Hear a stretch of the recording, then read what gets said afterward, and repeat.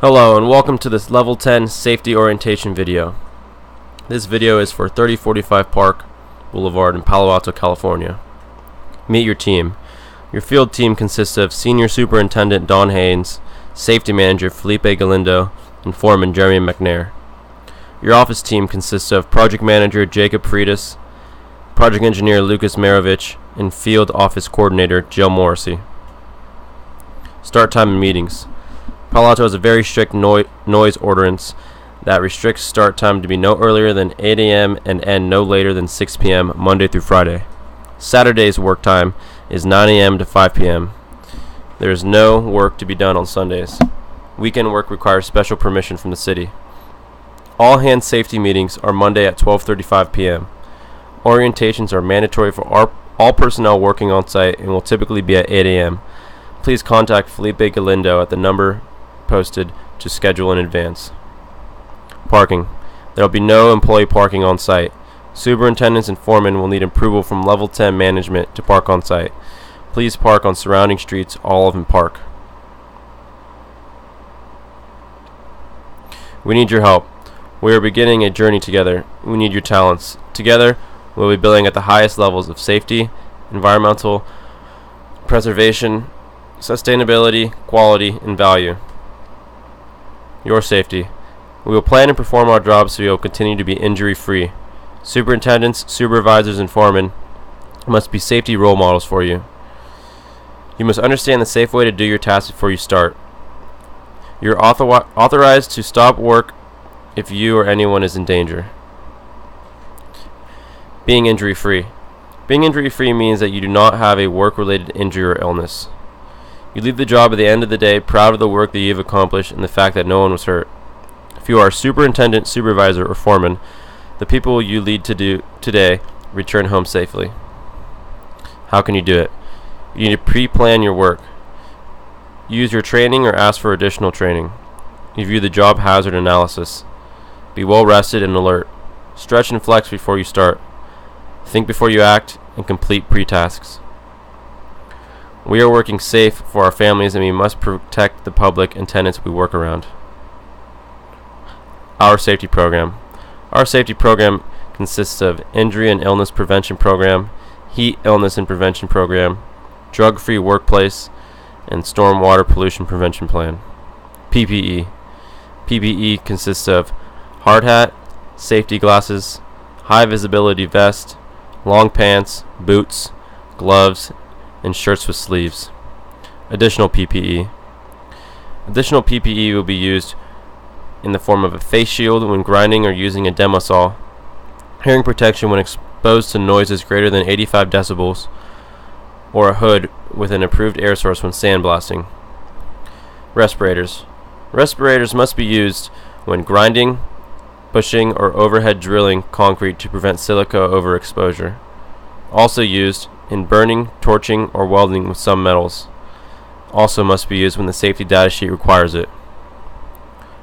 Always inspect your PPE. PPE only works when you use it properly. Heat illness prevention program. At least 2 quarts of clean water should be always readily available per person and have 2 in reserve. Shade should be available at 80 degrees.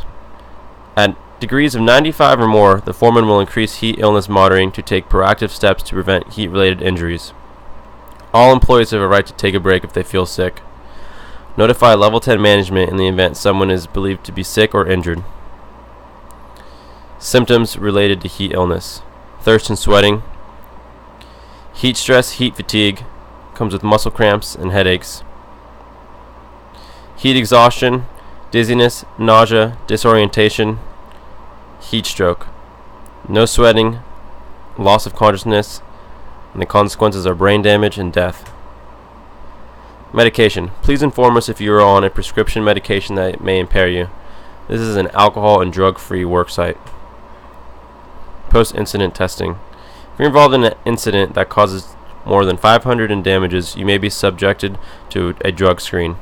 If you receive medical care due to a job-related injury, you are required to take a drug screen.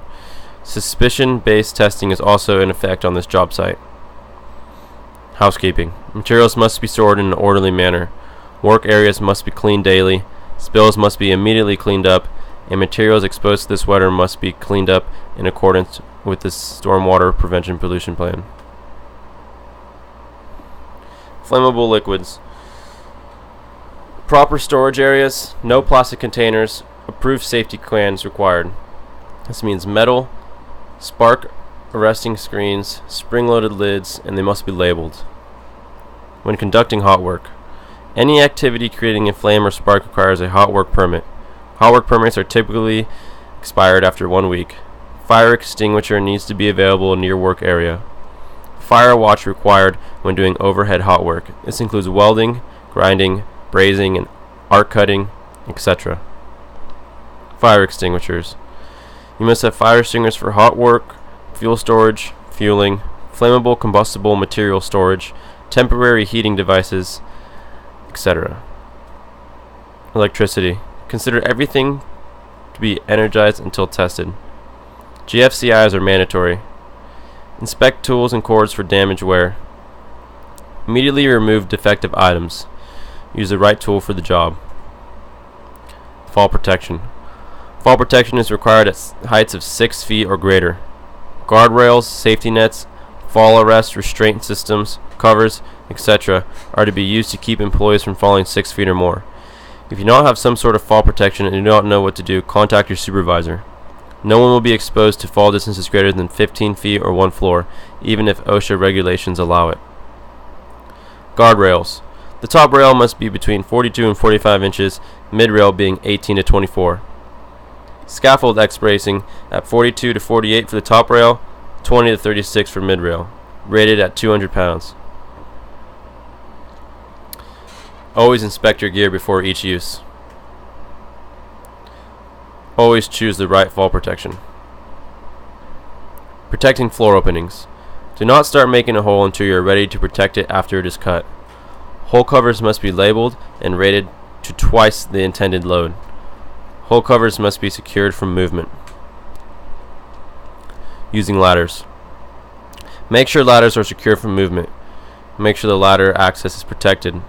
Use a correct ladder for the job. No metal ladders.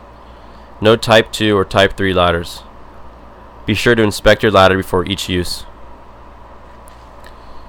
Here are some images of improper step ladder use.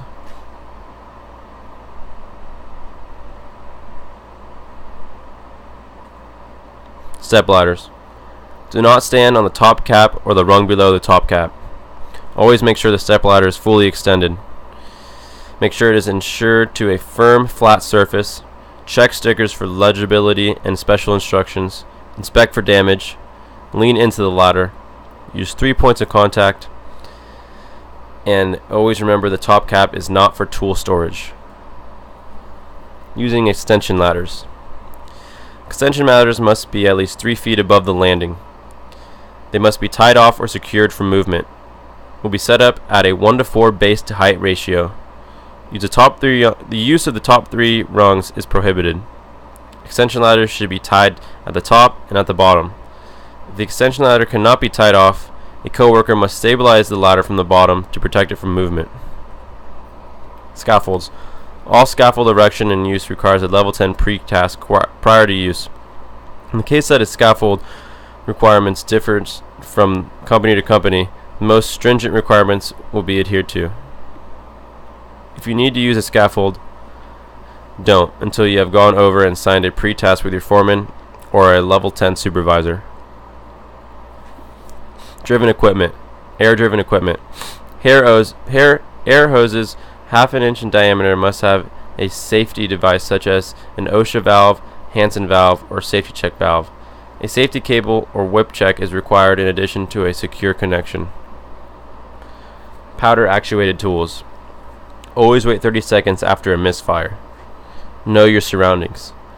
Use the appropriate load. Never leave your gun or loads unattended. Never leave your gun loaded when it is not in use. Properly dispose of unused loads. Have a sign within 50 feet. Yell shot before each firing.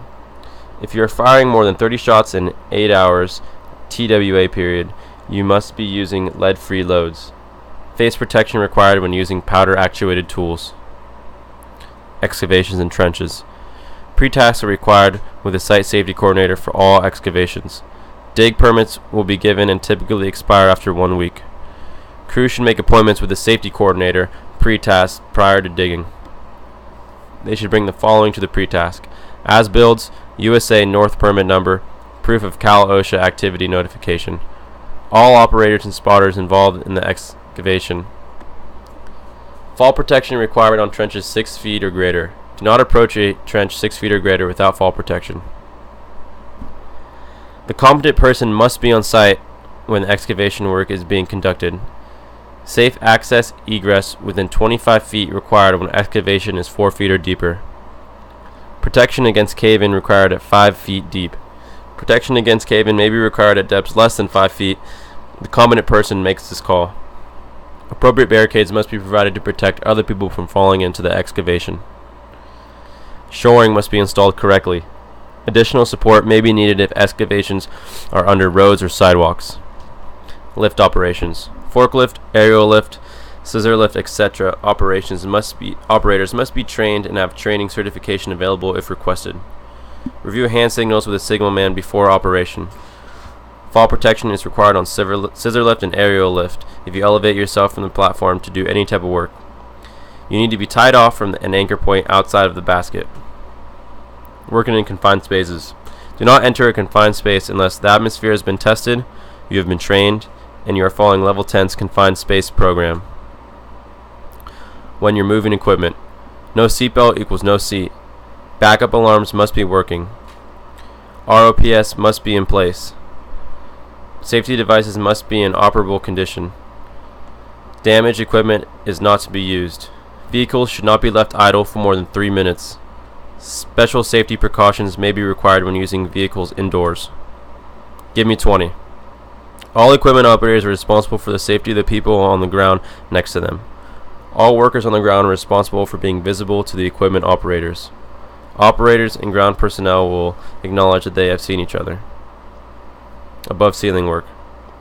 Hazards include exposed wire, falls, sharp objects.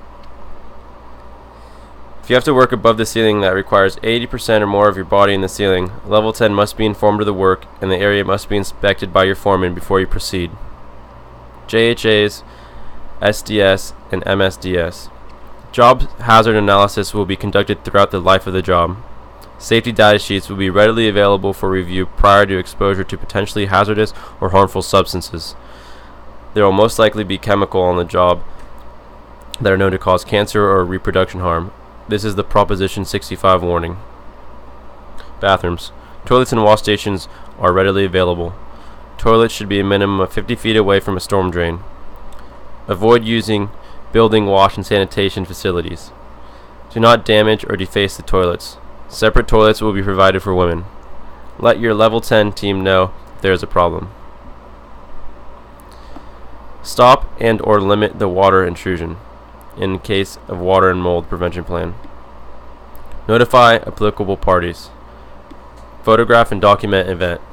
Remove excess water. Record date and time. Environmental protection. Smoking is only allowed in designated areas. Smoking is prohibited in the bathrooms. Cigarette butts need to be safely disposed of. Stormwater pollution prevention. A storm drain runs into an underwater stream that is very sensitive to pollutants. Only clean water can go down the drain on site and around the site. No chemicals, wash water, or chlorinated water from pipe hydrant flushing can go down the storm drains. Sediment. Mud is a pollutant. Try to stay on pavement or rock surfaces with your vehicles. All soiled cars, trucks, and equipment must go through the rumble racks and be cleaned at the tire wash station before exiting onto the street. If mud is tracked onto the street or asphalt, it must be cleaned up immediately. Best management practices. BMPs are installed throughout the site. Do not run over, damage, remove wattles, silt fences, rock bags, inlet protection, etc. without returning the BMPs to the condition you found them in. No materials to be dumped on ground. Only water can be dumped on the ground.